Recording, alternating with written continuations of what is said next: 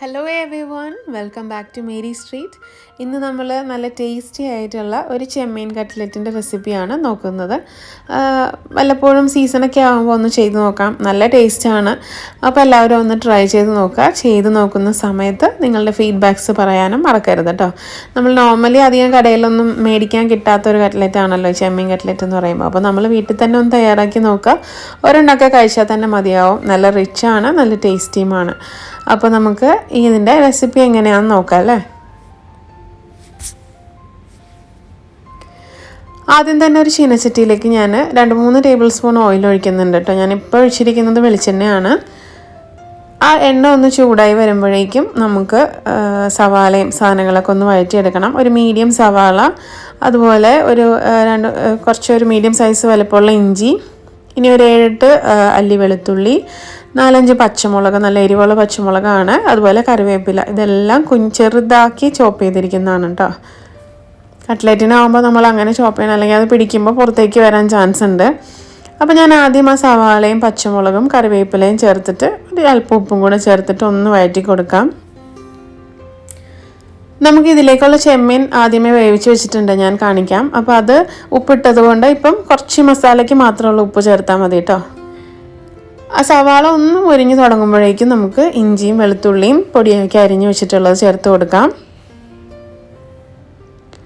ഇനി നല്ലൊരു brown colour ആവണത് വഴറ്റണം. ആ സമയത്ത് നമ്മുടെ ആ ചെമ്മീൻ നടുവിലുള്ള നാരൊക്കെ കളഞ്ഞ് നല്ല ക്ലീൻ ചെയ്ത് കഴുകി വൃത്തിയാക്കി അതിന് ശേഷം അത് ഉപ്പ് മാത്രം ചേർത്ത് വേവിച്ചിരിക്കുന്നതാണ് കേട്ടോ. മഞ്ഞൾപ്പൊടി ഒന്നും ചേർത്തിട്ടില്ല. വെള്ളമൊന്നും ഒഴിക്കാതെ മൂടി വെച്ച് വേവിക്കുക. എന്നിട്ട് വെള്ളം അധികം തന്നെ വരുമല്ലോ, അതൊന്ന് വറ്റുന്നത് വരെ വേവിച്ചെടുക്കുക. അതിന് ശേഷം തണുത്തതാണ് ഇത് കേട്ടോ. ഇനി അതൊന്ന് മിക്സിയുടെ ചെറിയ ജാറിലിട്ട് ഒന്ന് പൊടിച്ചെടുക്കണം. പൊടിച്ച് കഴിയുമ്പോൾ ഇങ്ങനെയാണ് ഇരിക്കുക. ആ മിക്സിയുടെ പൾസ് ബട്ടൺ ഓൺ ചെയ്ത് ഒന്നിങ്ങനെ പൊടിച്ചാൽ മതി.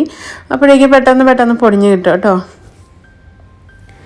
ഇനി നമ്മൾ അത് ഇതിലേക്ക് ചേർക്കുകയാണ്. 1-2 ചെറിയ കഷ്ണം പൊടിഞ്ഞില്ലെങ്കിലും കുഴപ്പമൊന്നുമില്ലാതെ കടിക്കാൻ കിട്ടും നമുക്ക്.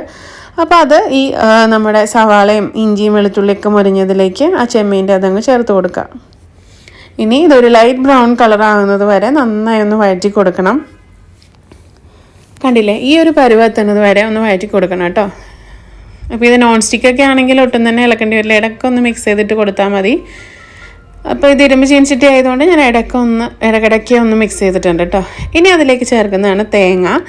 അപ്പം കട്ട്ലറ്റിൽ തേങ്ങ ഉണ്ടാകുന്ന വിചാരിക്കുന്നുണ്ടാവില്ല, ഒരു ചെറിയ നല്ലൊരു ടേസ്റ്റ് കൊണ്ടുവരും. ഒരു 2-3 ടേബിൾ സ്പൂൺ തേങ്ങ ചിരകിയതാണ് ഞാൻ ചേർത്തിരിക്കുന്നത്.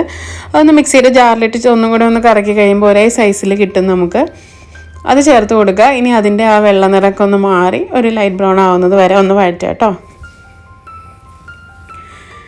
ഇനി 1/4 ടീസ്പൂൺ മഞ്ഞൾപ്പൊടി ഇതിലേക്ക് ചേർത്ത് നന്നായി ഒരു 1 മിനിറ്റ് നന്നായി മഞ്ഞൾപ്പൊടി മൂക്കുന്നത് വരെ ഒന്ന് വഴറ്റുക. ഇനി നമ്മൾ മുളക് പൊടിയൊന്നും ചേർക്കണില്ല, കുരുമുളകാണ് ചേർക്കുന്നത്. ഒരു 1.5 ടീസ്പൂൺ കുരുമുളക് പൊടിച്ചത്, ഒരു 1/2 ടീസ്പൂൺ അല്ല അതിൽ താഴെ ഗരം മസാല പൊടിച്ചത്.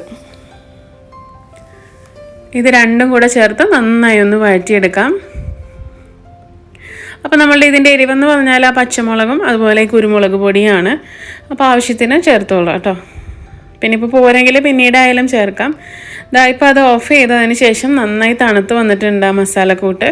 അതിലേക്ക് നമ്മൾ ഉരുളക്കിഴങ്ങ് പുഴുങ്ങി ഒന്ന് പൊടിച്ചെടുത്തതാണ്, ഇത് ചേർത്ത് കൊടുക്കുക. ഞാൻ 3 ചെറിയ പൊട്ടറ്റോസാണ് എടുത്തത്. അതൊന്ന് 2 എണ്ണം ചേർക്കേണ്ടി വന്നുള്ളൂ കേട്ടോ. നമുക്ക് പൊട്ടറ്റോ ഏറ്റവും കുറവ് ചേർത്താൽ മതി. നമ്മളിപ്പോൾ ബാക്കിയുള്ള കട്ട്ലറ്റ്സ് ഉണ്ടാക്കുന്നത് പോലെ ഒരുപാട് ഉരുളക്കിഴങ്ങ് ഇതിലേക്ക് ചേർക്കരുത്. അപ്പോൾ ആ ചെമ്മീൻ്റെ ഫ്ലേവർ അങ്ങ് പോകും. വളരെ കുറച്ച് അത് ബൈൻഡ് ചെയ്യാൻ മാത്രം ഉരുളക്കിഴങ്ങ് പുഴുങ്ങിയത് ചേർത്ത് കൊടുക്കുക കേട്ടോ. ഇപ്പോൾ നന്നായി അത് നല്ല പ്രസ് ചെയ്ത് ഉരുട്ടിയെടുക്കുക. അതിന് ശേഷം ചെറിയ ബോൾസാക്കി ഏത് ഷേപ്പിലാണോ വേണ്ടത് അതിലേക്ക് മാറ്റിയെടുക്കുക കേട്ടോ. ഞാനിപ്പോൾ ഇവിടെ ഒരു ഓവൽ ഷേപ്പിലാണ് ആക്കിയെടുക്കുന്നത്. അപ്പോൾ ഒരുപാട് തിക്നെസ്സായിട്ട് ചെയ്യാതിരിക്കുക, കാരണം നമ്മളുടെ പുറത്ത് ഇനി കോട്ടിംഗ് ഒക്കെ വരുമ്പോൾ ഇനി നല്ല കുറച്ചൊരു തിക്നെസ് വരും. അപ്പോൾ ഏകദേശം കുറച്ചൊരു ഇത് മതി കേട്ടോ, പരത്തിയെടുക്കുക. ഓവൽ ഷേപ്പിൽ നമുക്ക് ചെയ്തെടുക്കാം. ഇതുപോലെ എല്ലാം ഒന്ന് ചെയ്തെടുക്കാം കേട്ടോ. ലാസ്റ്റ് വണ്ണാണ്. അപ്പോൾ എനിക്ക് ഞാൻ ഉണ്ടാക്കിയ ഒരു ബോളിൻ്റെ ഷേപ്പിൽ നിന്ന് എനിക്കൊരു 14 കട്ട്ലറ്റ്സ് ആണ് കിട്ടിയത് കേട്ടോ.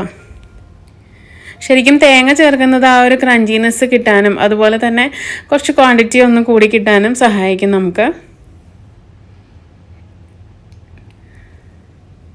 അതുപോലെ ചെമ്മീൻ്റെ ആ ഫ്ലേവർ ഒരുപാട് മുമ്പിട്ട് നിൽക്കില്ല, കുറച്ചൊരു അല്ലെങ്കിൽ ചെമ്മീൻ്റെ മാത്രം ഒരു മട്ടിപ്പ് പോലെ വരും. തേങ്ങ ചേർക്കുമ്പോൾ അതൊന്ന് ബാലൻസ് ചെയ്യാവുന്ന തേങ്ങ ചേർത്തിട്ടുണ്ടെന്ന് തൊട്ട് അറിയുമില്ല പറഞ്ഞാലല്ലാതെ. ഇനി നമുക്കിതൊന്ന് മുക്കി പൊരിച്ചെടുക്കുകയാണ് വേണ്ടത്. അതിന് വേണ്ടിയിട്ട് മുട്ടയും അതുപോലെ ബ്രെഡ് പൊടിച്ചതാണ്, വെറുതെ വറുത്ത് ചൂടാക്കിയിട്ടൊന്നുമില്ല, ജസ്റ്റ് ഒരു 2-3 സ്ലൈസ് ബ്രെഡ് എടുത്ത് മിക്സിയുടെ ജാറിലൊന്ന് പൾസ് ചെയ്ത് വെച്ചിരിക്കുന്നതാണ് കേട്ടോ.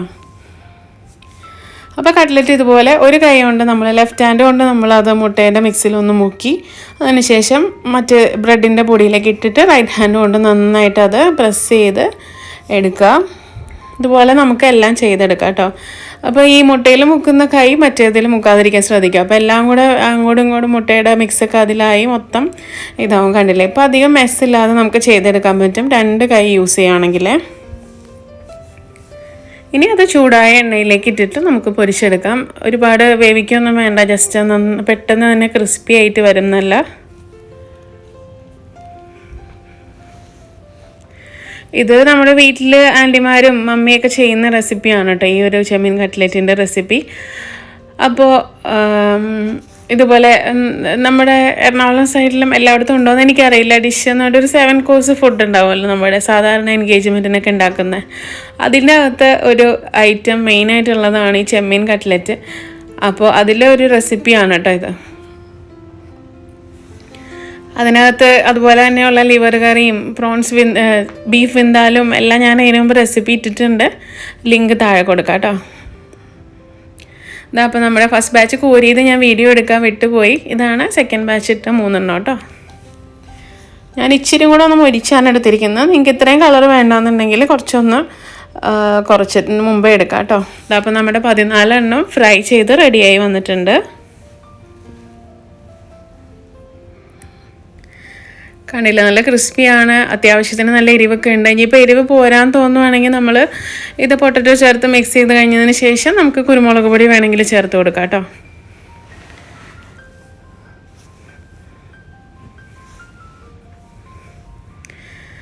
അപ്പോൾ ഞാനിവിടെ സെർവ് ചെയ്യാണ്. കണ്ടില്ലേ, ഇതിൻ്റെ ഉൾഭാഗമൊക്കെ നല്ല മൊരിഞ്ഞായിരിക്കും ഇരിക്കുക. നല്ല ടേസ്റ്റാണ് കേട്ടോ കഴിക്കാനായിട്ട്. 1-2 മാക്സിമം ആണ്. നല്ല ഫില്ലിംഗ് ആയിരിക്കും, നല്ല ടേസ്റ്റും ആയിരിക്കും, ഒരു സാറ്റിസ്ഫാക്ഷൻ ആയിരിക്കും കഴിച്ച് കഴിയുമ്പോൾ, പ്രത്യേകിച്ചും പ്രോൺസ് ഇഷ്ടമുള്ളവർക്ക്.